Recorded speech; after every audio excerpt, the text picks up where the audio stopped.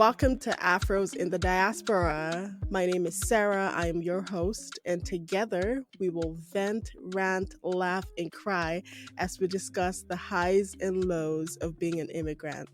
Stay tuned for stories that will inspire, inform, entertain, and give hope. This is Afros in the Diaspora.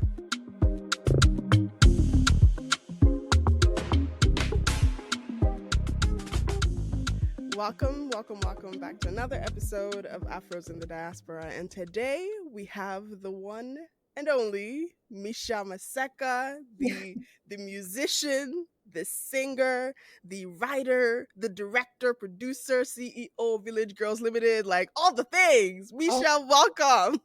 Thank you for having me. Hello, everyone. Hello, listeners. Yeah, this is so cool. Thank you for making the time. We're making it happen. I'm just so excited to have you on the podcast. Honestly, I'm excited to be here. Yes. Hi. Hi. Hi, friend. Hi, friends.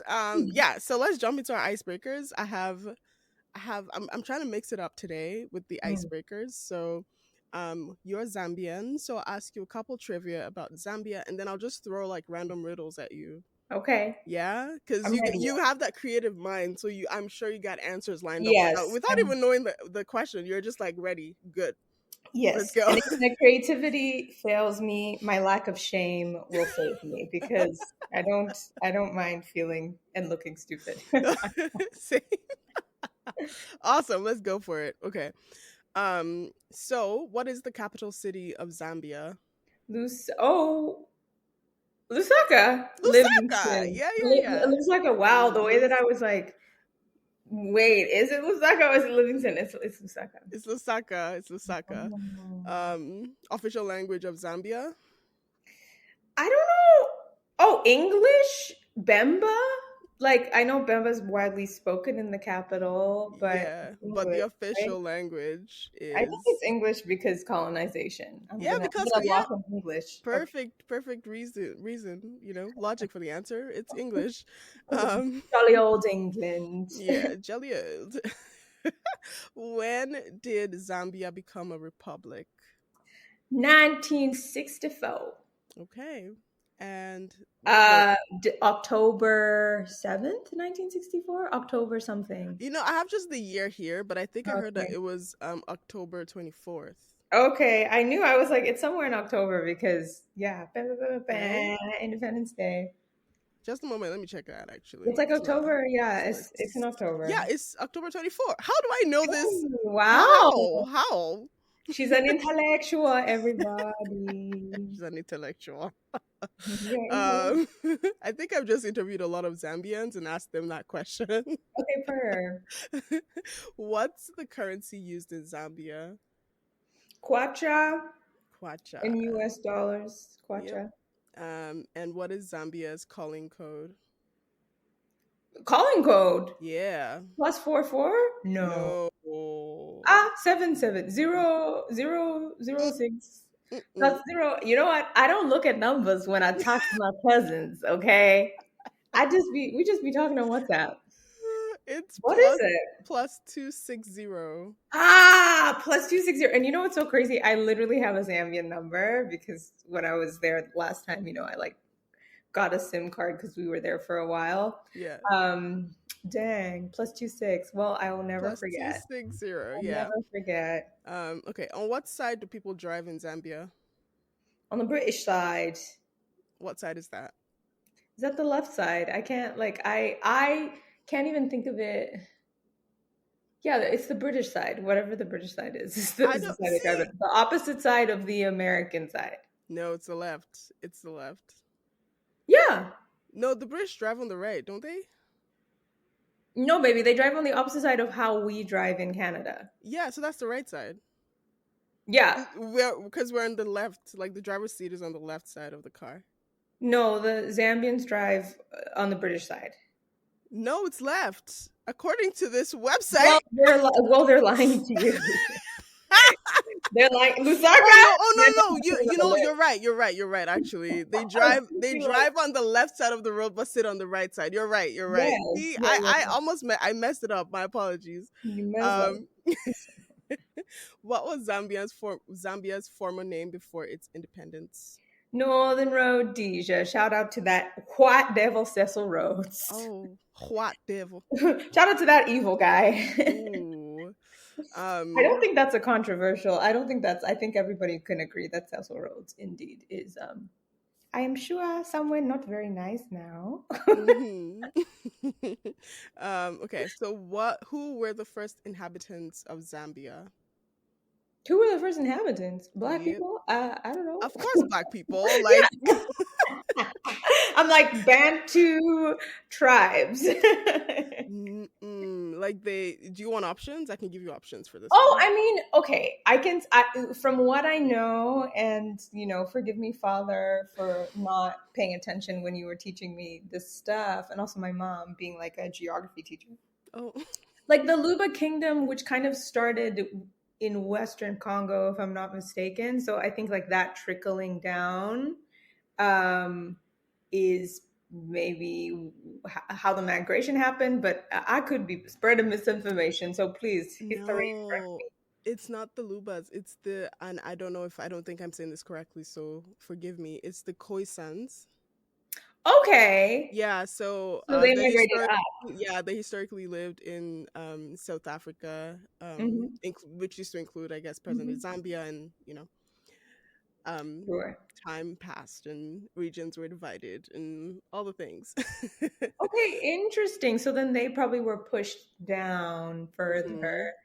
Hmm. Because a lot of us like, and where I'm from, so I'm learning too, but like Yeah. where I'm from is the Northwest, and it feels a lot more like you can really tell sort of the Congolese influence and Angolan influence of things from like where my tribe is from. Like it feels a lot more Central African Right. than Southern. But yeah, that's Oh, okay. interesting. Okay. All right, we're gonna move into the riddles that I'm just gonna rapid Ooh, fire at we you. love Ta ta we ta. love a riddle. Okay. I feel like they're pretty simple, so I mean, okay, it'll be great. All right, first one. Take away my first letter and I still sound the same. Take away my last letter and I still sound the same. Take away the letter in the middle and I still sound the same. I'm a 5-letter word. What am I? So take away the first letter, I still found the same. Second, or you said the last one? The first letter, take away the first letter, still sound the same. Take away the last letter, still sound the same. Take away the middle letter, still sound the same. And you're a 5 letter 5-letter word. word. So if you take away this, and this, still Hey, sound the same. God, Father God. Um, wow. I'm assuming it's like okay, so it would have to be a one syllable word. Mm-mm. I still sound the same. Mm-hmm. Take away the first, Still pronounced the second, same. Yeah. pronounce the same. So it's not like Not the word really the is sound. music. No, it's not music. Because I'm like, like music always sounds, I don't know. I'm trying to think of, oh, that one's hard. Wait a minute. I'm determined to get this because I'm like, Would you like a hint? sure. Yeah, Opposite sure. opposite of full. Empty. Empty. Oh, Uh-huh. empty. Yeah, That's a yeah. good one. Yeah. Yeah. Empty. Empty. Um, That's a good one. what has hands but cannot clap? What has hands but cannot clap? Nope. Babies. No. Well, they can't. They really can't. They're so It's cute. a non-living thing though. Let's say that. Oh, the hands of a watch. Yeah, clock. That's Yeah, the true. hands of a clock. Yeah. Okay, correct. What is something you can throw but not catch? No, you can catch but not throw. I mixed that up. What can you Fish. catch but not throw? You can throw a fish back in the water. I guess. Ah, oh, fish. You cannot. What is something you can catch but can't throw? A Yeah. coal. A cold. Yeah, that's the answer. Oh, but you can throw a coal to someone else. You know what I'm Yeah. saying? Madame Misha. Not throw it. Okay. What is so delicate that saying its name breaks it? Breaking a name, to break a name, something that's so delicate that saying its name breaks it, a curse. No. Saying I'm just thinking about breaking a name. How do you break a name? it's something that is so sensitive that even saying the name of it breaks it. So Hey, delicate, so so delicate that it breaks it. I mean, I'm thinking of glass, but that's not it. Like mm-hmm. delicate but breaks it. Mm-hmm. Wow, I think I'm stumped. Hold on. Hold on. Yo, I am flabbergasted. I am flabbergasted. Would you like the answer? Yeah, that one for some reason I can't. Silence.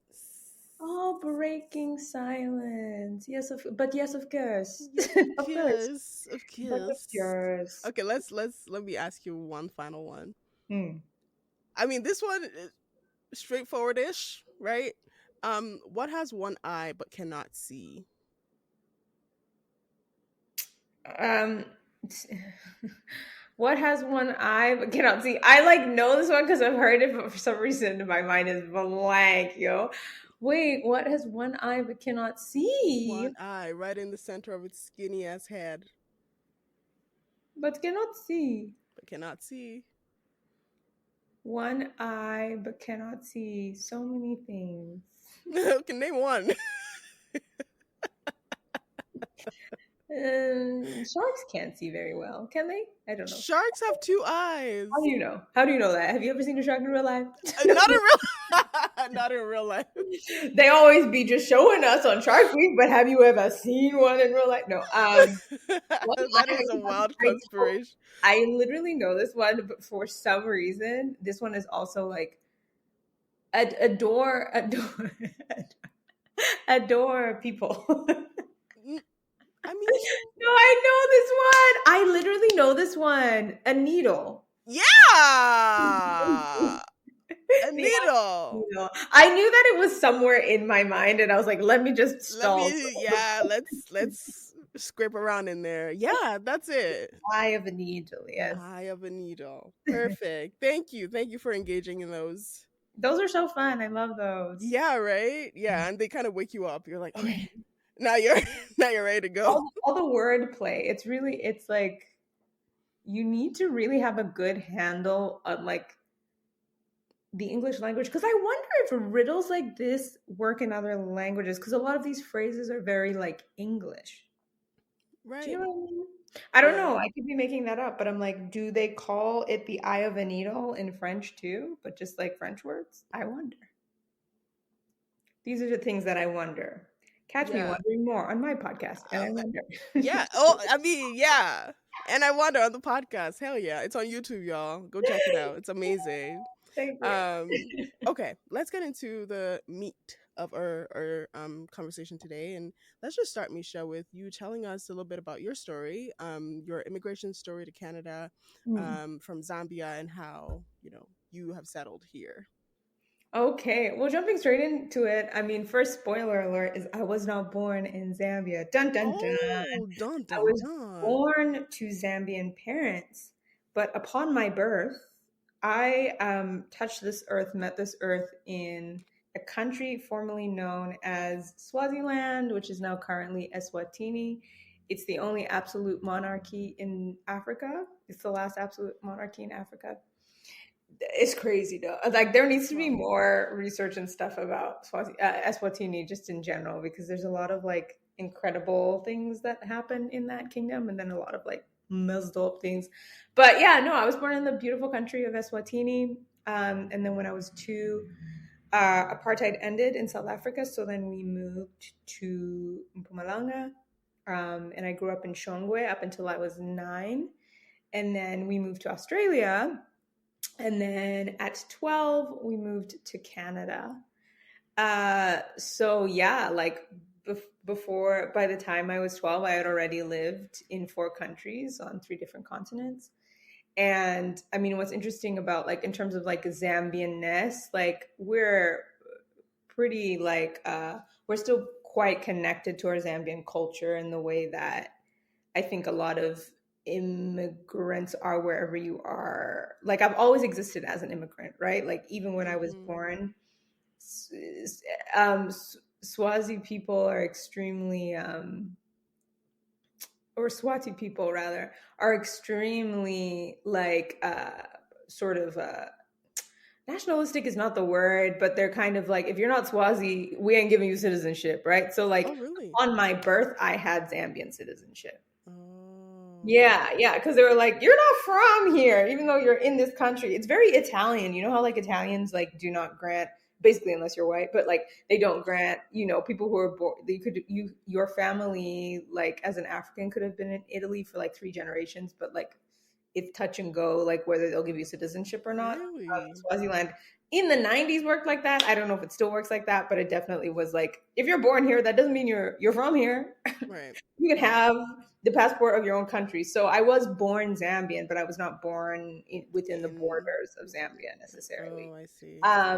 But yeah, so that was sort of that's my immigration story, in that I was born an immigrant. I've always sort of like lived life through the lens of like straddling two different worlds, in the way that even in South Africa, like we were obviously considered foreign, because though we are Africans, we were in a completely different country than our native heritage and culture.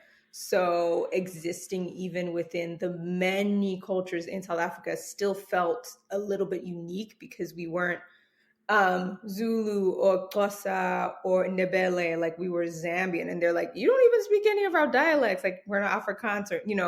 So Yeah. that was interesting. And then obviously Australia was like a culture shock in some ways, and that was a whole adjustment period, and then transitioning into Canada as well, which you feel obviously there's a lot of immigrants Mm-hmm. in Canada, but there's not a lot of Zambians. Like Zambians are unique in the way that there's not many of us. We do not exist outside of Zambia, or so it seems like. Right. So yeah, it's been interesting, sort of like navigating. And I'm always so excited when I meet another Zambian, like outside of Zambia. Like I'm like, we don't Right. exist. We're unicorns. This is so fun, especially within the arts, Right. because I'm an artist. Yeah. And yeah, no. So that's immigrant, the Sparks Note version of my So, story. yeah, thank you for sharing that. And so, because you talked about being born an immigrant and existing as an immigrant in just in your body, and so Mm-hmm. how would you say that you have preserved that? Because not even being born on the Mm. soil of the country, like how would you say that you connect back home and even with your family? Because y'all have lived in so many different cultures and societies, and I'm Yeah, sure all of those places have had their own influences and impact on you and your worldview and perspective. So how would you say that you preserve your Zambianness, your unicornness, right, yeah, in the world and in your even in your art and storytelling? How would you say that you yeah, embody that?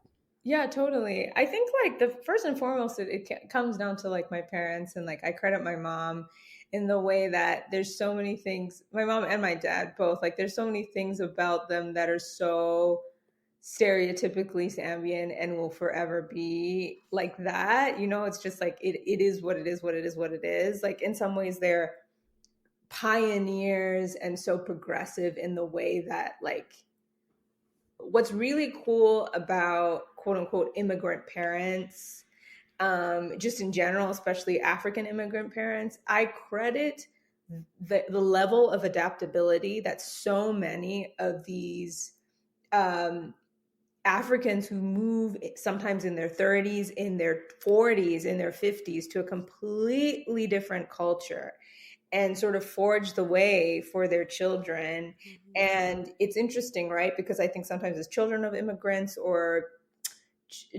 immigrants yourselves, but you were brought to a different country as like teenagers or kids, you kind of roll your eyes at your parents being like, oh, they're so like fish out of water and like goofy because they still have very thick accents and they refuse to assimilate and all of this stuff. But there's something that's like quite magical, strong, and incredibly like what is the word that I'm looking for? Like adaptable, yes, but it's like it's a it's a word that like means more than that, in the way that like their adeptness for assimilation is like astounding, right? Because how many people are moving countries in their 40s, learning a completely new language, accepting the cultures and customs of like places? So anyway, all of that to say, because I can literally rant on that forever, is that I love my parents. Shout out to my parents in the way that they have done an incredible job at holding on to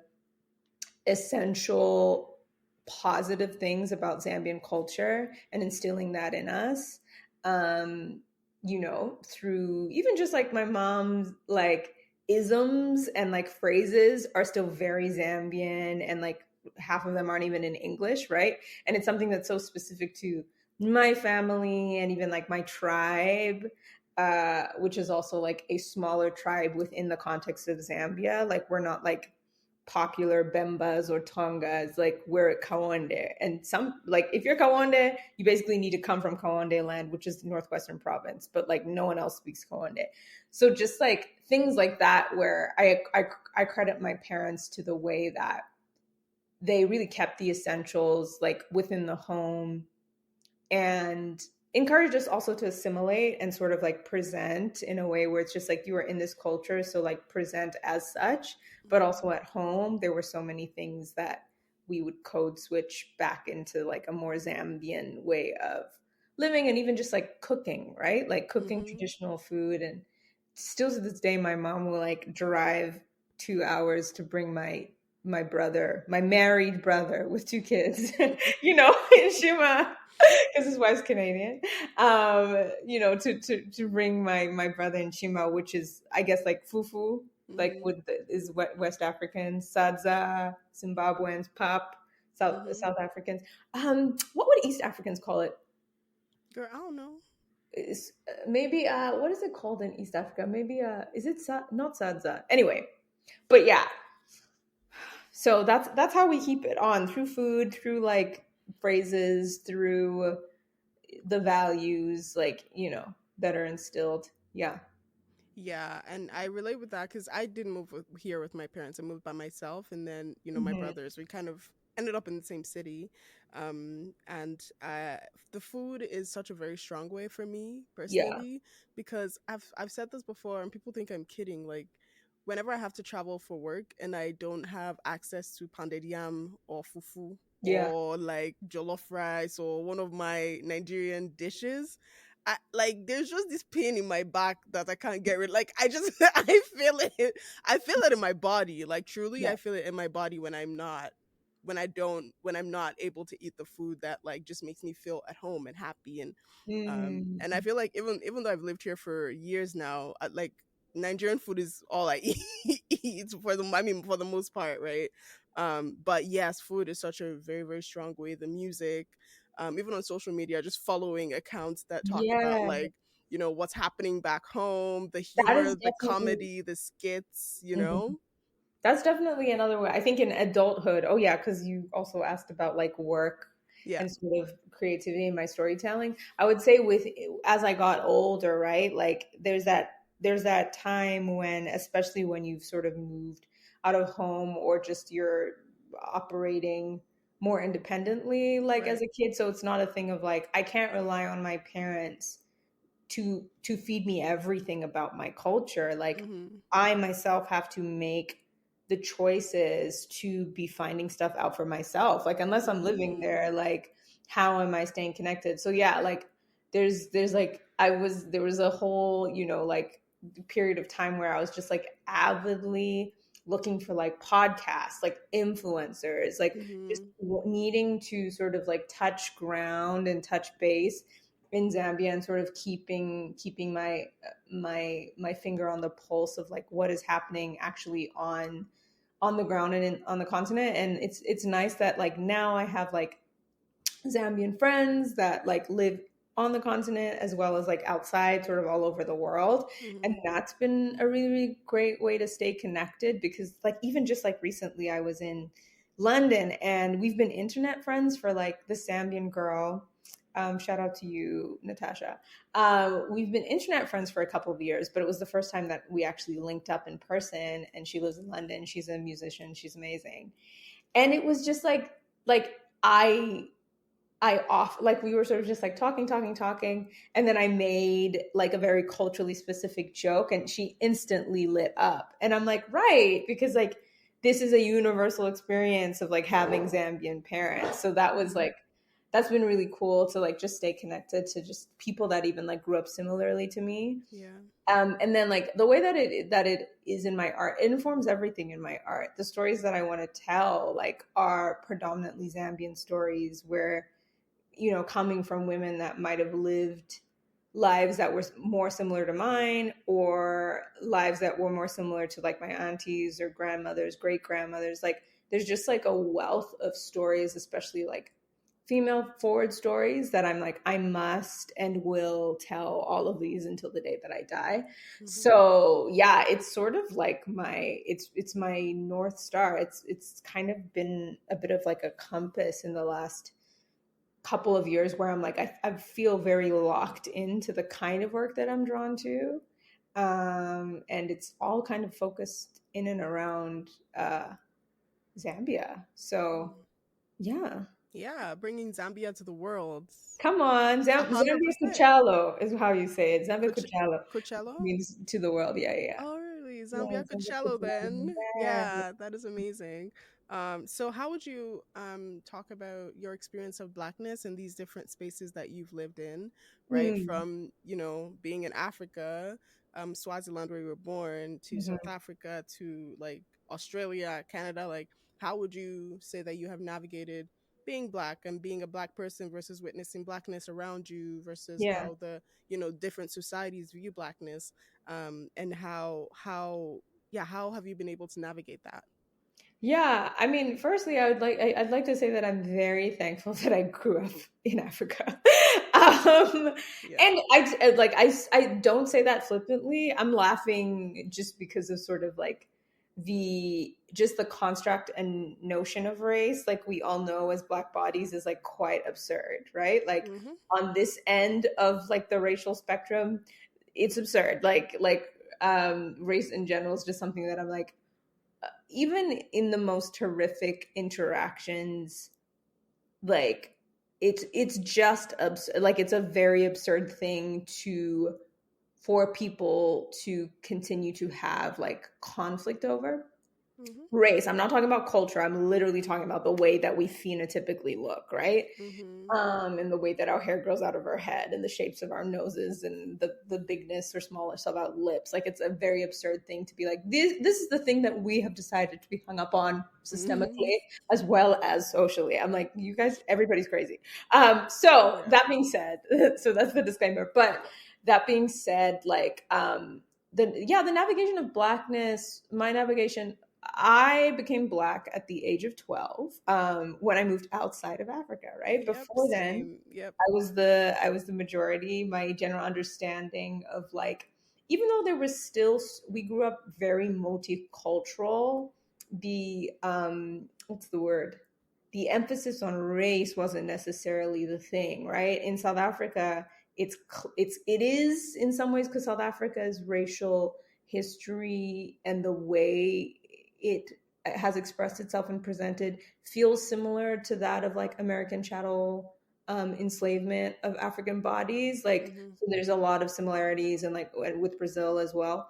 But still, it's something, I think there's more of a class separation, because I grew up around poor Africans, rich Africans, middle class Africans. I myself grew up upper middle class. Like, so it's one of those things where racially, that wasn't the division. It was like culturally, or what language do you speak, right? Looking at another Black person and being like, I don't understand what you saying, dog. Because you are speaking Zulu, and you only know Zulu and Afrikaans. You don't even know English. And I only know English. And then they're like, why do you only know English? You're Black? Like, and then I'm like, but I'm from my country was colonized, but I don't, and my parents didn't want us to speak because we don't even live there. Like, you know, like all of these things. So For a while, like I wasn't navigating race until like my early teens, and then it was a thing of now I'm in Canada and I'm a black body, and the way people are relating to me is through the lens of what they're seeing on TV, which was mostly American. So then there's this whole other layer where you're like, what is going on? Why are people relating to me as if I have the same experience as Brandy, you know? And in some ways, yes, but then in other ways, I'm like, I don't know. Huh? What's going on? Like, so then you're navigating that on top of being a teenager who already has like puberty and identity issues, and you're kind of like, what is going on?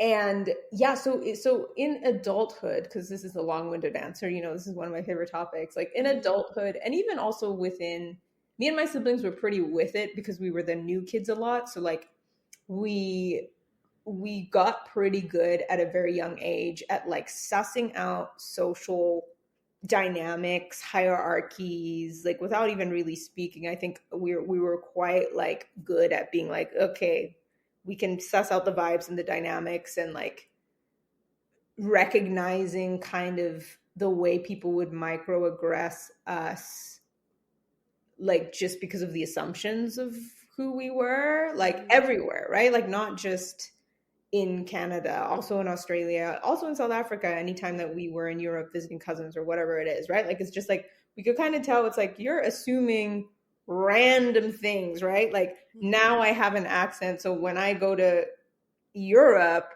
because my accent is North American, there, but to other Black people in Europe, right? My accent is North American, so now they're assuming something about maybe the level of my intelligence or awareness because of my accent, not necessarily because of the color of my skin. So anyway, I could literally go on forever and ever and ever, and I'm being tangential, but overall, it's for me, I've always I've always felt like I've been having an outer body experience as a Black body in this world, because existing in sort of like so many countries and cultures, it's not just one thing. People want to hitch their bandwagon of Blackness to America a lot of the times. And I'm just like, that literally doesn't make sense, because there's literally a billion Black people everywhere on every continent. Maybe not Antarctica because we don't like the cold, but like, you know, and then the Blackness of like being African and what that means. And, you know, like we've talked about it, like, you know, just as like friends, like this thing of like, what does it even mean to be like African, and the world's like version of what African is, because of, you know, the West African influence and the Black Panther of it all. And how I'm like, of it all. Yeah, the Black Panther of it all. The Wakanda of it all. the made up Wakanda and Zamunda of it all. Yeah. And just even that like notion where I'm like, again, can't relate, like love that for all of us. Love it. We love $1 billion like going towards like Black bodies. And then also I'm like, this is not this is not real life for me, right? Like the assumptions of, oh, you're African, which means you're West African. And I'm like, no, dog. Wait, is that a real thing someone said to you? No, but you know, sort of like they think that they understand culturally maybe where you're coming from when they're like, oh, you're from Africa? Jollof rice. Am I right? And I'm like, cook with rice where I come from. Do you know, like, because the most visible version, they're like, okay, we have the African American version, now we have the West African version, we know what Blackness is, there's 2 versions. And it's like, no, there's actually more than that. There's like a billion. Yeah, I totally hear that. And even to what you said earlier about like how language and accent plays a role in people's assumptions and how people's perspective on you and where you're coming from in the different you know, geographical locations you've lived in. In Canada, I know that when I first moved here, I mean, my accent is a little bit more Canadian now. You said, let me say. But my accent when I first came here was like this. I was just trying to work on it a little bit, so it was not quite as rough and sharp as this. But then like the assumptions from other people here, especially for new immigrants, people who just moved out of Africa, who still have their very strong African accent wherever they may be from, the different accents, Yes. right? And people just feel the need to like question folks' intelligence the moment you're Yes. not the moment your accent is not like this, the moment you're not speaking in the Which Canadian, makes, in the American, yeah. like it just, people then talk to you like you're stupid in a way, and just kind of have a Uh-huh. weird um perception or attitude when Mm. you're talking. And just you can see it in the body language, you can see it in the looks, you can see it in the whispers or It's so whatever. insane. Because Yeah, like when you really think about it, this person already has more intelligence and brain capacity as most people because they can speak more than one language. yeah. Like the fact that like the first thing is like, oh, this person under this accent trying to communicate in my native tongue. I'm sorry, Jonathan, do you speak another language? And it's our native tongue, like Oh, yeah, like they colonized all of us. like can you imagine, like it is unfathomable. That's what I'm saying, like race is absurd, right? It's Yeah. unfathomable, or yeah, like the construct is absurd because it's unfathomable that like how dare so many people be like, even the correction of like, oh, like I remember first moving to Canada too, and this isn't even like a like I'm mad at this, but again, absurdity. Like it's Yeah. funny to think about where my accent was Australian. Like I sounded like a full-blooded Hemsworth brother when I moved here, and sounded like friggin' Chris Hemsworth. And it was interesting because obviously like not okay, so not only is the new girl black, right, like fully black, like we've seen on TV, Right. black, we've never been this close to someone this dark, and she's Australian. This is crazy. And I just remember them asking me to say certain words, like my classmates, right, like asking me to say certain words and then like correcting me on the pronunciation of words because they're like, well, you say it weird, like it's actually said like this. And I'm like, this is, and even in my little 12-year-old mind, having been moving through the world so many different times with so many different cultures around me growing up, I again, the outer body experience Mm-hmm. thing was happening where I'm like, this is very weird. Mm-hmm. And I will need to perform assimilation right now so that I don't die because I'm 12. Right. And I don't die in terms of socially. I'm like, I Yeah, need yeah. this, so I Bullying know and that all I that. need to like Yeah. play into this, but like Yeah. absurd, right? Like Yeah. the accent thing, it's very, very absurd. It is, and I like it would as much as I can claim that I have Canadian accent. When I'm tired, bro, it's a mixture of Lagos and Calgary and Yeah, my village, and you just are gonna have to deal with whatever I'm saying and however I'm saying it. If it's English, you hear what I'm saying. Let's just move 100%. on. It's like, You know? am I not speaking English? Do you not understand me? Then Yeah, what qualms do you have? Like yeah. truly, like What is the get over issue? yourself. Yeah, what's the Yeah. issue, you And know? also like the disconnect between like the British English that most of Africa like speaks Mm, and writes in and mhm, understands with pronunciations mhm. and stress We where the speak stress better is English. in the syllables and like all that stuff, Yeah. and some words that are just not used in the American English Mm, language. And even moving here, that was a little bit of an issue because I moved as a student, right? So writing papers and writing essays and doing assignments and doing presentations and stuff mhm. like that, I would just always have those moments where my supervisor or my teacher or whoever in the class it would just be like, well, what do you mean? What are you trying to say? I'm like, what? Testing. I think I'm speaking English. What do you mean, right? You're like, what do you mean? Where did Yeah. you study? Clearly not at an English institution. Right? I remember the one time I was super late to, I don't remember what it was, but I just remember using like saying, "Oh, is this a cue?" There was a lineup, Mm, and I'm like, "Hey, is this a cue?" To the mm, person just like in front of me on the queue, I guess. And they're like, "What is a queue? What do you mean?" I'm yeah. like, "Is this a queue? Like, are you guys queuing up for this?" Mm. And they're like, "What do you mean? That's not a word." And You're I'm like, like a line? Is this a line? Like, are you lying? Like, they're like, oh yeah, you could have just said that. It's a line. I'm like, oh, you're my like, bad. I hope so. Like, just I have like so many moments like that of just Yeah. like figuring out like where do I fit? I thought we all speak English, but I guess it's not the Mhm. same. And you Mhm. know, so yeah, let's talk about your artistry. Let's talk about Village Girls. Brap, brap. Let's Let's talk about it. Like what inspired you to create Village Girls, and what does Village Girls stand for? Like, why did you choose that name? What does it Yeah. mean to you? Yeah, I think, for me, like how the Village Girl sort of like, so we're a production house that focuses on telling female led stories of the global south. And predominantly the way I like to work is in front and behind the camera, or on stage and behind the scenes. It's predominantly artists and technicians that are females, that are women of color.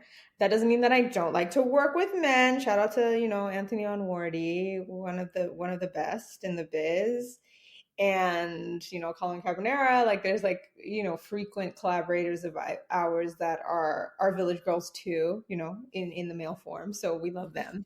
But yeah, like I think Village Girls like initially kind of started out quite organically. Like I'm a girls girl, through and through, like all throughout uh high school, university, like always just like fully like with the girls. Like I did have guy friends, but like I am someone who just likes to kiki and haha with the girls and the gays, okay?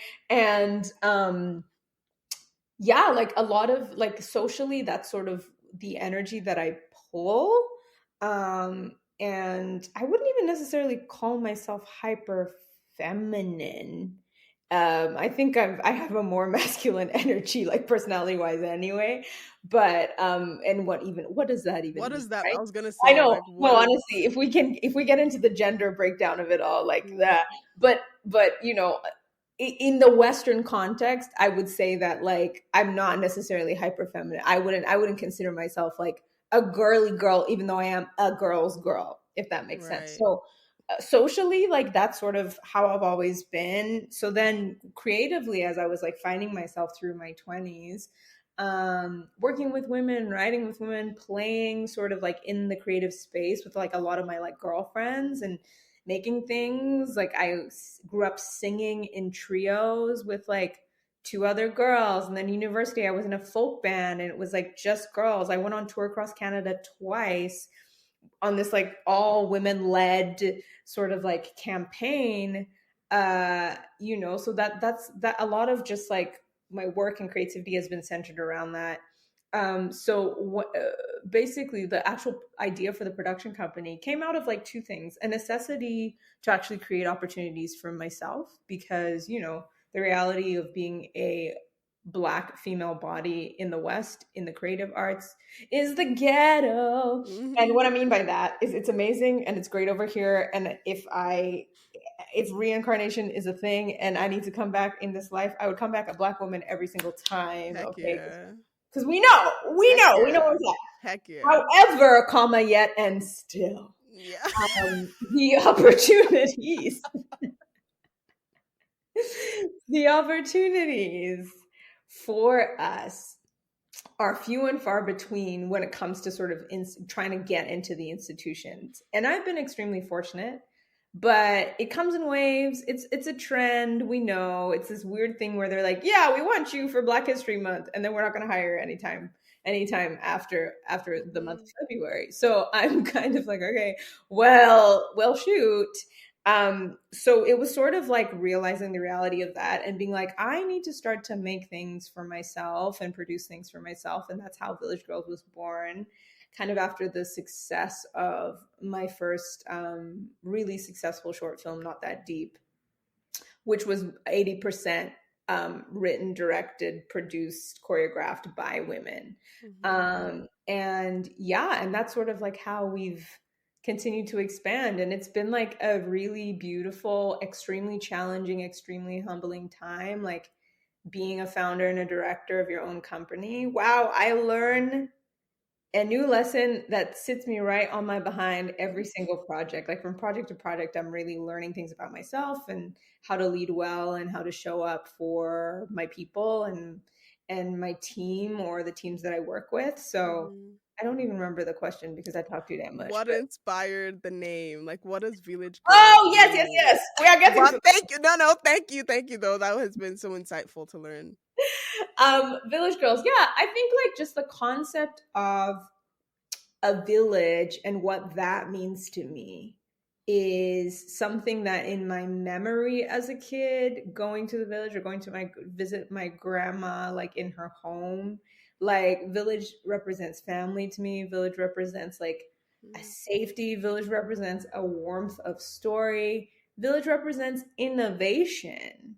And then like this sense of like sustainability, and I don't even mean it in sort of the weird, in like the trendy kind of like hashtag Mm-hmm. sustainability, but just really this thing of like taking what is sufficient, like almost like this like holistic full circle feedback loop of like we're taking as much as we're giving, and it all benefits us, like the concept of Ubuntu, which is like an African Mm. philosophy of like I am me because you are you kind of thing. So like when I think of the village and also being like a small town girl, like everywhere I've lived except for like in my adulthood has been small towns or like villages essentially. Like Mm-hmm. I was born in a capital, but we were like living in a smaller area. And then when we moved to South Africa, we went to like a tiny, tiny community for my dad to work at.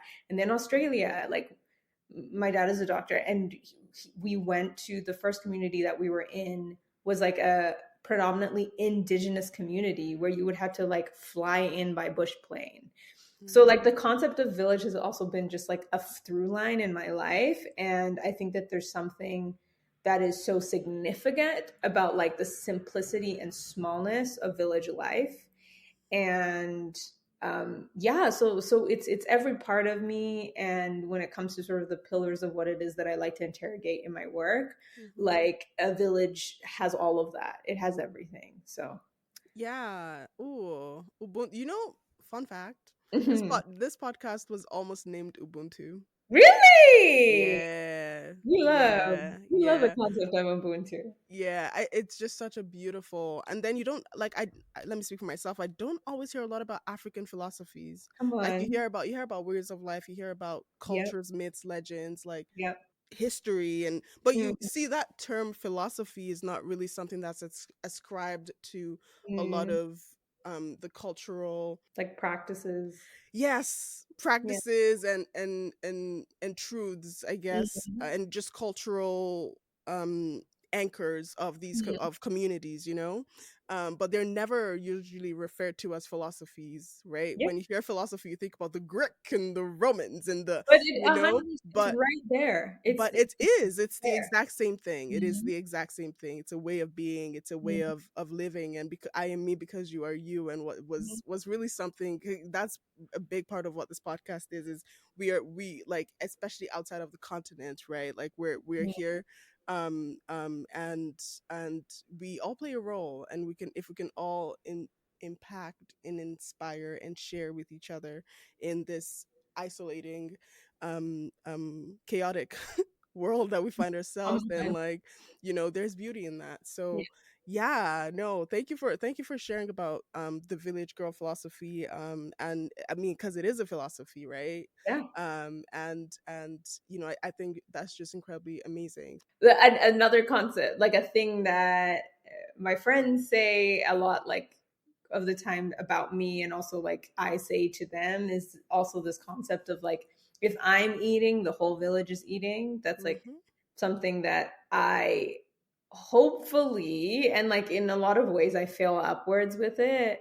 But that is like my number one thing that I keep on coming back to, is that like as I am fed in this life, creatively, financially, all of these things, how can I continue to creatively and financially also feed like my team, my peers, my colleagues, the people that I work with, my collaborators. So Yeah. that's like another really big thing about Village Girls, and a thing that I want to continue to try and build and scale and model, is this like Yeah. notion of like, guys, we all get to come to the table and eat and feast Yeah. every single Every time. single So time. yeah. I think that's wonderful. I think I as a producer and a like an artist in my own lane, I think I Hmm. follow that in a way where it's like I want I want to create opportunities for others to shine. Hmm. So like that's why I really like enjoy writing and producing and creating and just like, Hmm. hey, would you like to be in front of the camera? Hmm. And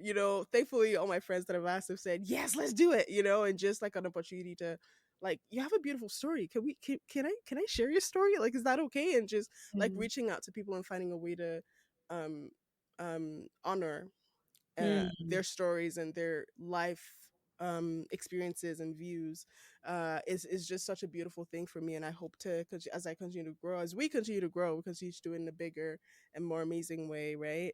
um okay, I have another question to ask before we round up, but can Yeah.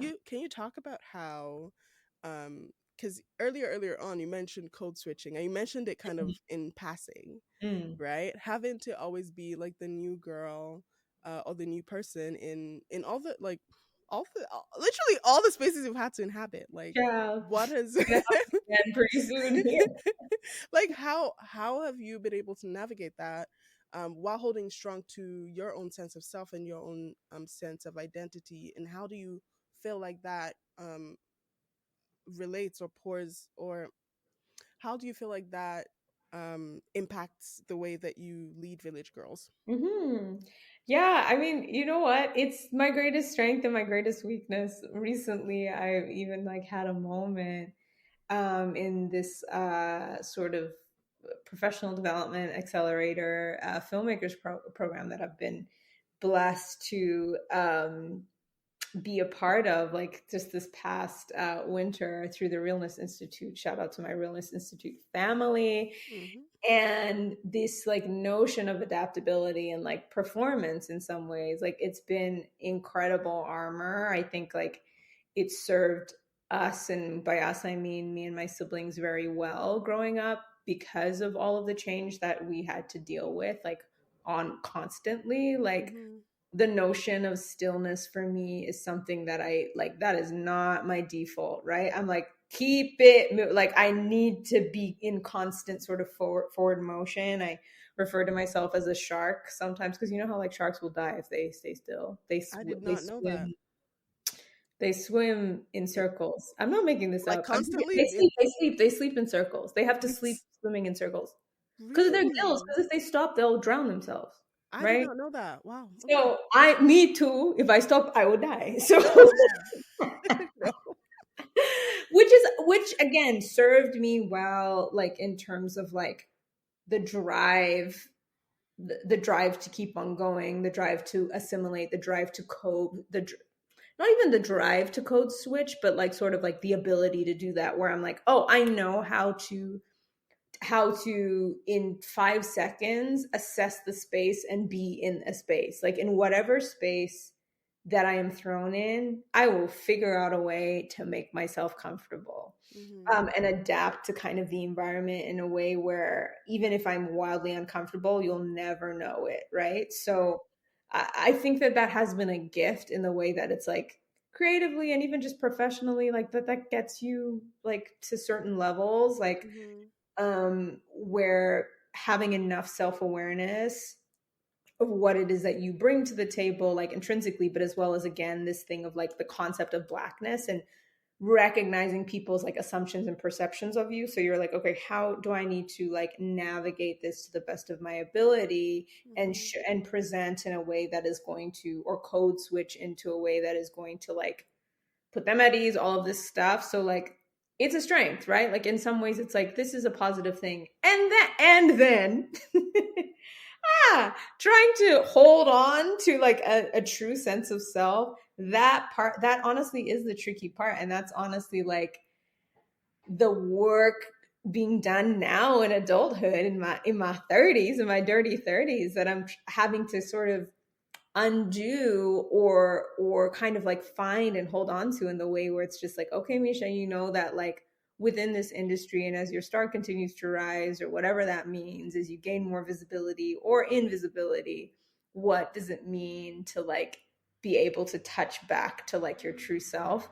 So Mm-hmm. that's honestly been like recently something that has been called, I mentioned the Realness Institute, like has been called to my attention in a very real and tangible way, where it's just like your ability to adapt is amazing. Like I had my mentor Maret Metadefro, shout out to her, say your ability for self-restraint is remarkable. And here I am being like, thank you. And she's like, no, that's not a good thing. Or like, it's not so much that it's not a good thing, but she's like, girl, you need to be like, who are you? You know what I mean? And I'm like, Mm, right. She's just right. like, when the cameras are off or when you don't need to be making a speech or presenting a thing or pitching an idea to get a movie made or writing a story, you can come back to yourself and sort of be that thing. So I'm honestly like right now on that journey in a pretty real and tangible way, Mm-hmm. like where it's just like all of the different parts of me, what are the things that I do want to keep to myself and feel like they really align with my soul, and what Mm-hmm. are the things that like are incredible uses and benefits to like get me forward and progressing professionally in some ways. But it's just like we all know that professional life is not all life, right? Like it's Yeah. like what you do is Who not you the are. end all. And because at the end of the day, your grandkids don't care. Yeah. So Like, no, for real though, like what you do is not who you are. And because exactly. it's so different as an artist, because like It's a bit, how do you define yourself as an, like what do you do? I am an artist. yeah, literally. Versus a doctor will never say I mean, Yes, oh, but they're like like, they practice medicine, it's kind of different, yes. right? Because like there's something about artists and just taking on being an artist as an Mhm. identity versus as a practice. Yeah, Do you know what I mean? 100%. And in some ways, I think maybe maybe this some of the magic or answer, it lies in the reframing of even just how we talk about ourselves. And that it's Mm-hmm. just like, oh yeah, I practice art. Like, Mm-hmm. yeah, instead of I am an artist, which in some ways it's like, yes, you are that too.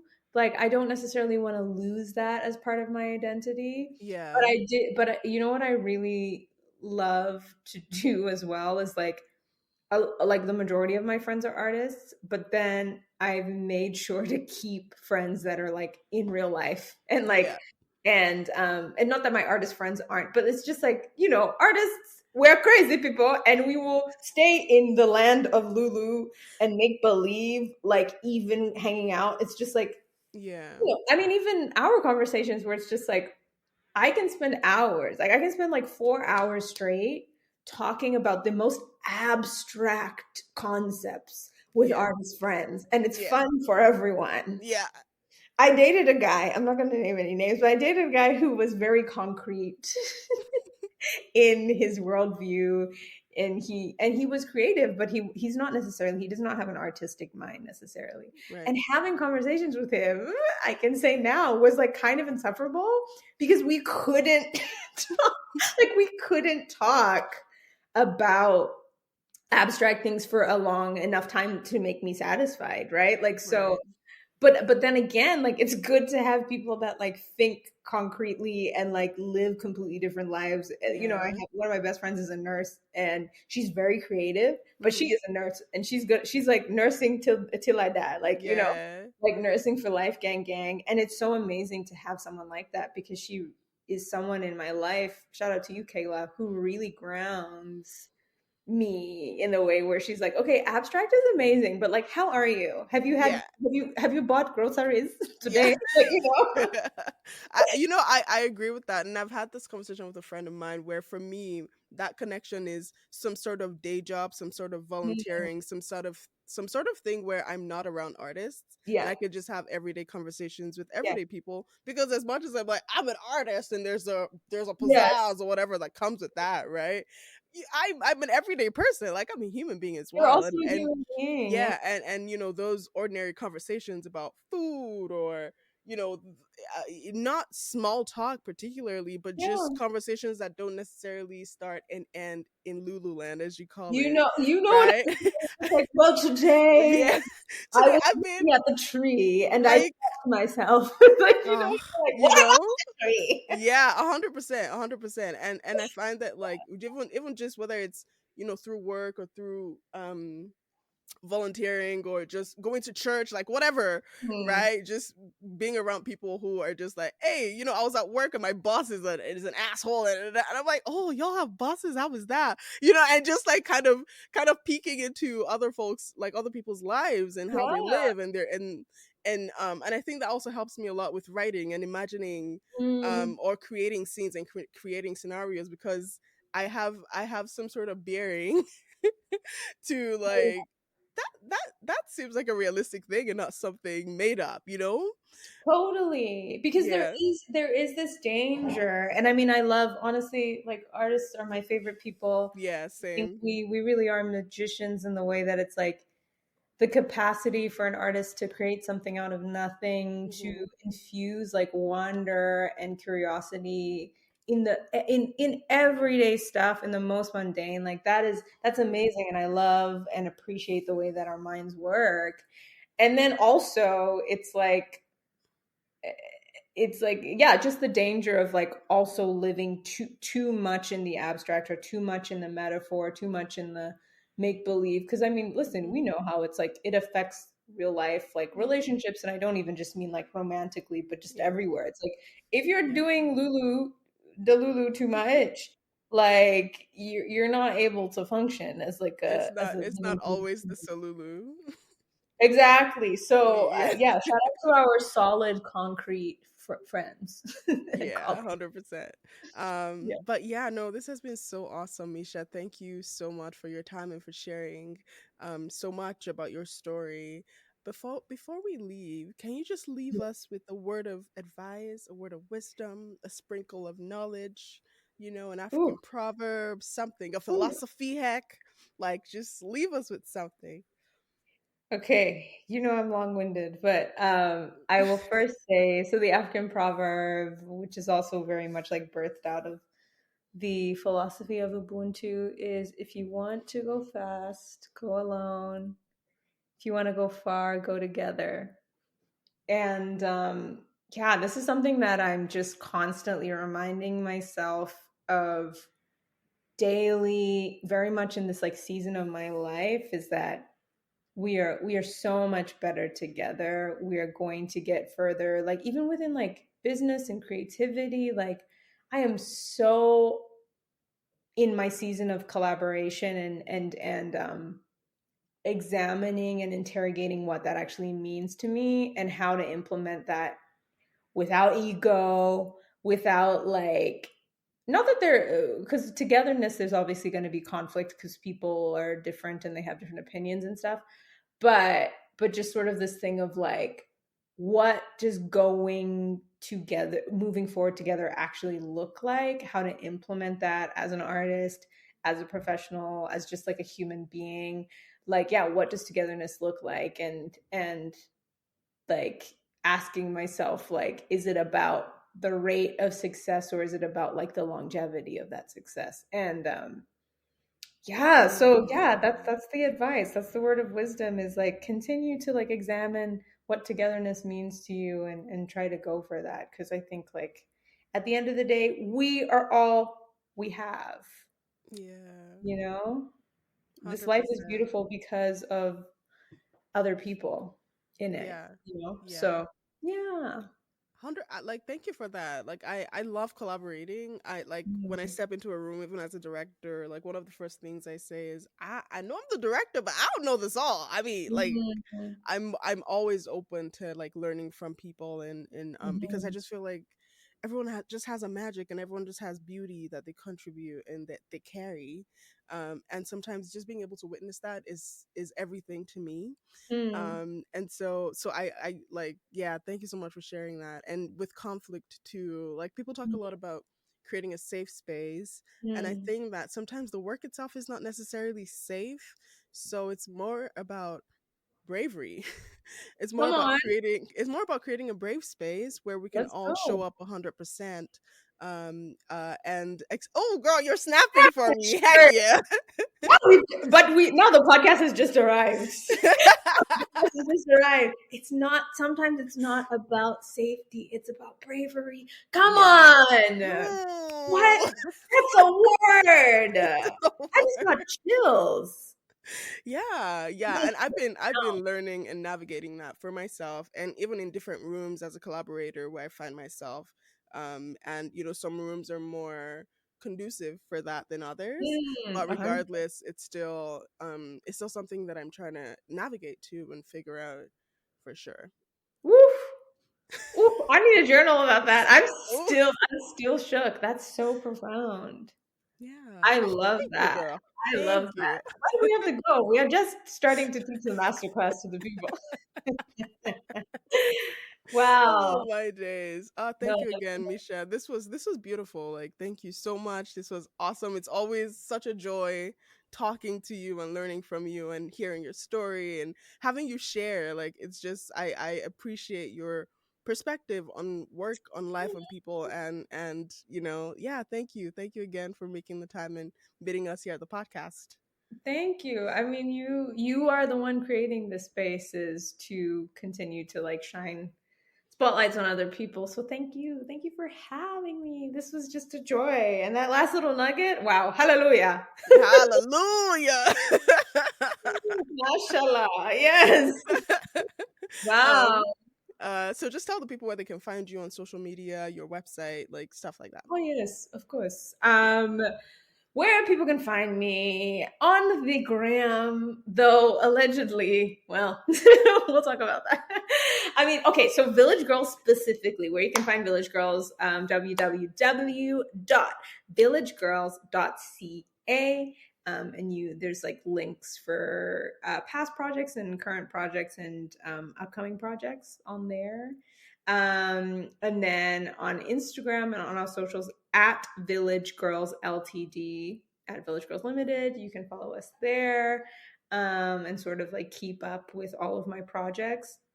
And then I have my own personal social media at Misha Maseka, Mishamaseka. And you can follow me there. Right now, I'm kind of like doing a little mysterious girl thing, like which is funny because like personality wise, obviously anyone who knows me in real life, I'm not a mysterious girl. I would tell you everything.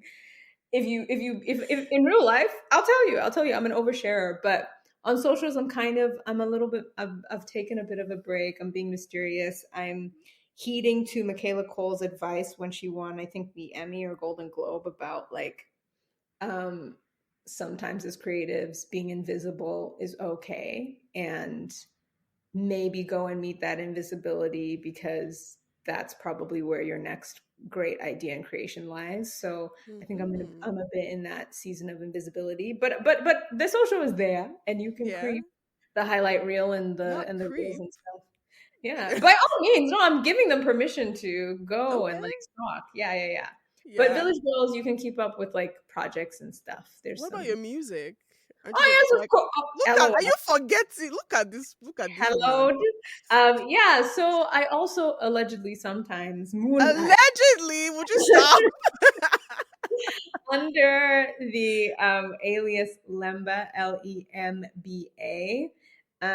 And connected to my first short film, Not That Deep, is also my EP called Not That Deep, which is a mix of poetry and sort of like folk pop, jazz, funk music. Yeah, so that's fun, and you can find that anywhere you stream music. And actually, I do have a project, like an audio project, so it's music but it's also poetry that's in the pipeline for the fall, so look out for that.